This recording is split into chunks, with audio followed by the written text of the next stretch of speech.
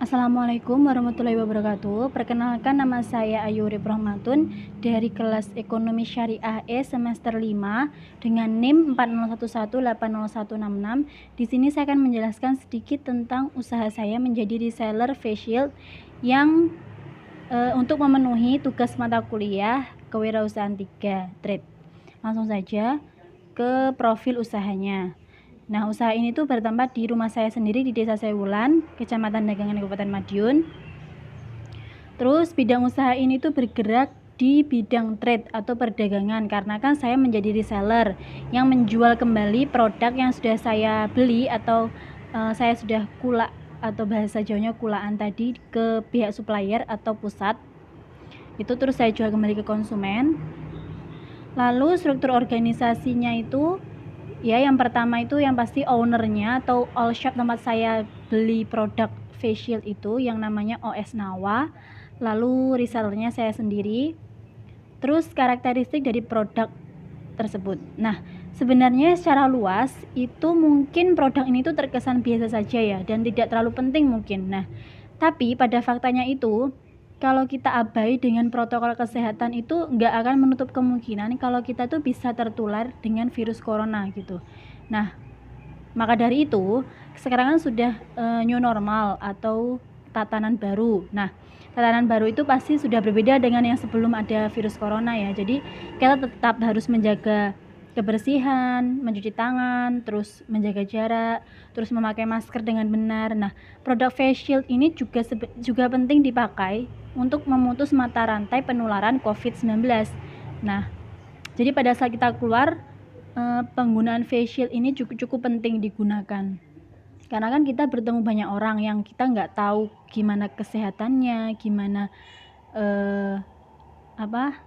karena kan ya memang virus corona itu nggak kelihatan, jadi kita nggak mungkin menebak-nebak orang ini tuh kena virus atau enggak, seperti itu. Nah, jadi kenapa saya menjual produk ini, memang produk ini tuh penting digunakan, apalagi pada saat pandemi seperti ini. Dengan melindungi diri kita sendiri itu kita juga turut melindungi kesehatan orang lain.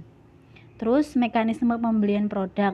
Nah, karena usaha ini tuh dijalankan dengan memanfaatkan media sosial seperti WhatsApp, Instagram, nah seperti itu, maka yang saya lakukan adalah pertama itu mempromosikan produk yang sudah saya beli tadi itu melalui WhatsApp. Jadi saya bikin story di WhatsApp, nah terus juga lewat Instastory di Instagram, dengan tujuannya itu supaya orang tahu kalau saya jualan face shield gitu. Nah yang tertarik bisa langsung memesan, terus menyebutkan pesan berapa, terus juga face shieldnya, lalu terus menunggu sampai barangnya ready dari pusat atau all shopnya itu, terus bisa langsung saya serahkan pada konsumen. Nah, sistem pembayarannya itu nanti TF. Terus strategi pemasaran produknya itu melalui media sosial. Jadi saya memanfaatkan media sosial gitu. Karena media sosial sendiri itu kan sangat berpengaruh pada masa sekarang ini. Jadi banyak sekali hal ataupun ilmu bisa kita dapatkan dari media sosial. Namun dengan syarat untuk kebaikan dan bermanfaat bagi banyak orang. Seperti itu. Jadi saya lebih memilih WhatsApp, Instagram, dan Facebook itu karena memang ketiga aplikasi itu banyak sekali penggunanya. Jadi kalau saya menawarkan produk di situ pasti banyak yang melihat dan tidak menutup kemungkinan banyak yang tertarik juga, seperti itu. Terus untuk laporan keuangannya di situ pengeluarannya itu kan saya pasti menggunakan paket internet. Nah, paket internetnya itu 1 bulan itu 11 giga. Nah, 11 giga itu harganya 40.000. Terus pendapatan yang saya dapat itu saya kan beli face shieldnya itu ada dua macam face shield, untuk dewasa dan untuk anak-anak.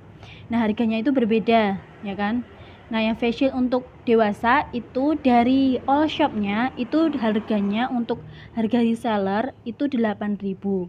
Terus untuk face shield yang anak-anak itu itu 10.000. Kenapa berbeda? Karena yang anak-anak itu dibuat seperti ada karakter animasi kartunnya supaya anak-anak itu tertarik gitu dan mereka nggak apa ya istilahnya, kan anak-anak itu gampang bosen ya, apalagi harus pakai seperti itu. Nah, kena terlalu dibikin ada karakter-karakter kartun supaya suka gitu. Nah, itu satu pieces itu yang dewasa itu 8.000. Nah, yang anak-anak itu 10.000. Terus saya menjual kembali kepada konsumen itu 10.000 untuk yang dewasa. Nah, untuk yang anak-anak itu 12.000. Terus keuntungan laba itu didapat dari pendapatan 1 bulan dikurangi pengeluaran 1 bulan. Nah, pendapatan perharinya itu 6.000. 6.000 itu dari keuntungan yang saya dapat dari saya menjual facial. Itu kan tadi saya menjualnya 10.000, jadi saya dapatnya 2.000 kan satu facial, satu pieces facial seperti itu. Nah, itu ditambah terus dikali 30 hari atau 1 bulan. Nah, itu dapatnya 180.000. Terus 180.000 itu nanti dikurangi 40.000. Nah, 40.000 itu adalah saya beli kuota gitu. Terus jadi pendapatannya itu Rp140.000. Nah, jadi pendapatan usaha dari usaha reseller facial ini dalam 1 bulan adalah Rp140.000. Terus yang selanjutnya itu adalah analisa SWOT. Nah, analisa SWOT itu yang pertama itu adalah strength atau kekuatan. Nah, strength itu berasal dari dalam atau internal suatu perusahaan yang dapat dikontrol, dievaluasi, dan dirubah atau diperbaiki supaya menjadi lebih baik dalam segala bidang di dalamnya. Seperti contohnya ini ya, facial. Nah, produk ini tuh kan sangat bermanfaat digunakan pada masa pandemi seperti ini. Jadi memang setiap orang itu memang harus memakai gitu untuk yang melindungi diri kita sendiri dan melindungi orang lain. Terus yang kedua itu adalah weakness atau kelemahan. Nah, kelemahan itu juga berasal dari dalam yang dapat dikontrol dan dievaluasi kembali. Nah, kelemahan produk ini itu masih dianggap sepele oleh sebagian besar masyarakat. Jadi sebagian besar masyarakat itu masih seperti menganggap apa ya, biasa aja, dan mungkin pikirnya tuh nggak terlalu penting untuk dipakai gitu. Padahal pada saat kita keluar rumah, kita kan bertemu dengan banyak orang, kita nggak tahu kesehatan mereka seperti apa. Nah, penggunaan facial ini penting gitu untuk digunakan. Lalu ada opportunity atau kesempatan. Nah,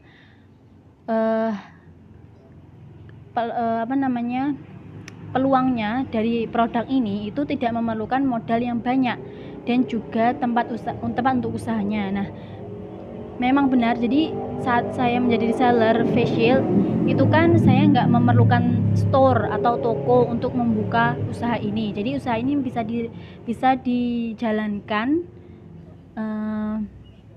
tanpa harus membuka store dan nggak memerlukan banyak modal. Terus ada strategi SEO. Nah, strategi SEO dari produk ini tuh saya memberikan harga diskon bagi pelanggan tetap di hari spesial, seperti di hari spesial saya, maksudnya itu pada saat hari ulang tahun seperti itu.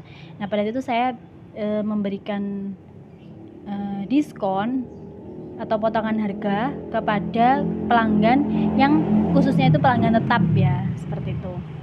Terus strategi WOW itu mempromosikan betapa pentingnya produk facial ini dipakai saat keluar rumah pada saat masa pandemi seperti ini dengan cara yang menarik agar masyarakat tertarik dan paham akan produk ini. Jadi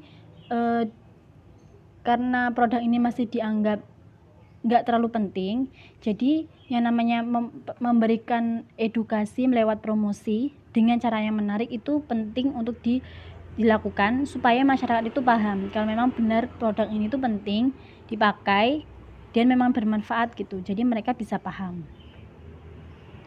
Terus ada threats, itu ancaman. Nah, ancaman dari produk ini tuh sebenarnya ancaman pengusaha-pengusaha itu apa sih? Pesaing kan. Jadi kalau kita sudah mengedukasi orang, oh ternyata produk ini penting gitu, pasti banyak orang yang tertarik untuk menjadi reseller juga. Nah, ancamannya itu adalah semakin banyaknya pesaing sesama reseller yang berjualan produk serupa, dan mungkin mereka akan memberikan penawaran-penawaran yang lebih menarik gitu. Itu ancamannya. Terus strategi ST itu yang dilakukan adalah selalu menjaga kualitas produk. Menjaga kualitas produk itu penting banget. Jadi, terus juga menjaga pelayanan dengan baik agar konsumen itu puas dan nggak kecewa gitu. Terus strategi WT itu yang dilakukan adalah memberikan edukasi yang tadi saya sebutkan adalah tentang produk face shield, dan yang terpenting kualitas produk itu tetap terjaga. Jadi misal nih nanti usaha face shield ini berkembang pesat itu, nah pasti akan banyak sekali pesanan, orang yang order. Nah di situ kualitas produk itu tetap prioritas, tetap nomor 1. Jadi jangan sampai kualitasnya itu jadi berubah nggak bagus, terus nanti kan pengaruhnya konsumen akan nggak puas dengan produk face shield tersebut kalau misalkan kualitasnya itu menurun gitu. Terus